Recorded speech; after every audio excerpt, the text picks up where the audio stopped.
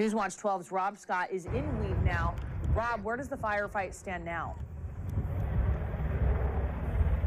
A roadblock has been set up here on Main Street with the intersection of Gilman Avenue in downtown Weed. All morning long, law enforcement and fire officials have been going to and from back into the burned area, assessing the damage. A resident actually just went back with them as well to take a look at what happened.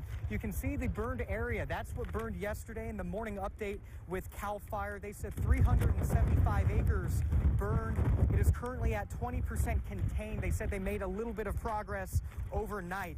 Now, over 1,000 firefighters are here fighting this fire, and an incident management team is taking over today, and they can call in additional resources. In CAL FIRE's morning update, 3 injuries were reported, but the extent of those injuries was not given.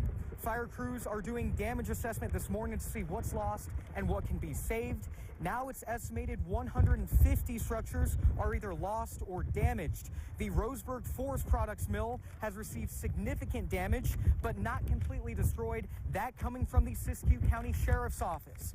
One other building, the Weed High School, I spoke to the principal, Mike Matheson, this morning. He said that the building received minimal damage. Retardant was dropped all over. The fire backed up real close to the football field, and that there's about 170 students who attend that school.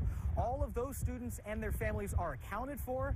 However, their homes, several of those have been destroyed. Now, one of the key factors in fighting this fire, and what played a key factor yesterday, this wind. You can either hear it, maybe see it. I can certainly feel it right now. CAL FIRE officials say that will play another big role today and as this firefight continues. Live in Weed, Rob Scott, Newswatch 12. Watching out for you. This is Newswatch 12 at 6:30. Tonight, we're getting a clearer look at just how much destruction was left behind after the Boles fire ripped through the city of Weed. Homes, buildings, businesses have all been destroyed. Many people, more than 1,000, still under a mandatory evacuation. Newswatch 12's Rob Scott is in one of the hardest hit neighborhoods, joining us live from Weed with a look at that destruction. At 6 o'clock, we were able to bring you homes that were saved in the Boles fire thanks to fire retardant dropped on them by air tankers. We are now just one street over, and it's a much different story. These are homes that have been destroyed, completely burned to the ground in this fire. I look to my west, and what used to be a neighborhood full of homes, now nothing in sight. Nothing but rubble, nothing but ash, and pieces of furniture, pieces of things that are hardly recognizable. We have air conditionings, dishwashers with dishes still in them. Over here we have a swing set. The swing set, the frame is still standing, but the other things are not. There's a tricycle right over here that is still standing, along with the foundation to this home. The home, as you can see, reduced to rubble. Nothing but that. Over here we do have water still running over here from pipes in this home. That is also an indication from what I saw earlier, and that was fire crews able to use the fire hydrants in this neighborhood. They have been able to use that all day today and all day yesterday, and will continue to do so as they work on containing this fire. The fire crews will continue to be out here on mop-up and monitoring hotspots as they have been all day and will be throughout the rest of this week. Live in Weed, Rob Scott, Newswatch 12. Watching out for you. This is Newswatch 12 at 6. Pretty much everybody that we know pretty much evacuated the town, the college, everybody. Thousands of people are out of their homes after the devastating fire in Weed. Now the firefight continues. The community looks slowly to rebuild. The entire city is looking at what is left of their community after the wildfire ripped through, destroying nearly everything in the city of Weed. Well, so many people who live in Weed have nothing to go back to tonight after at least 100 homes were destroyed.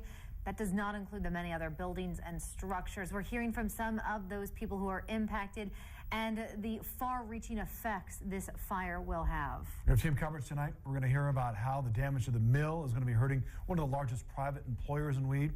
And Chief Meteorologist Kate McKenna is standing by to explain how the winds continue to blow there and are still a concern for the folks on the fire line. But first, we turn to Newswatch 12's Rob Scott, who is in one of the neighborhoods that has suffered the most with the latest on this firefight. The Angel Valley neighborhood has seen some of the most severe destruction in the Boles fire. One of the exceptions is this block of homes on Jackson Street. That's because air tankers were able to drop fire retardant everywhere from the road to patio furniture to homes, saving them, but there is plenty of destruction.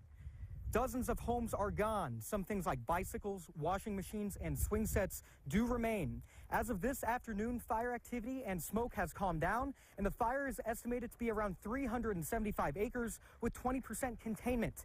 Helicopters have been making drops all day long, and more than 1,000 firefighters are here working on containment.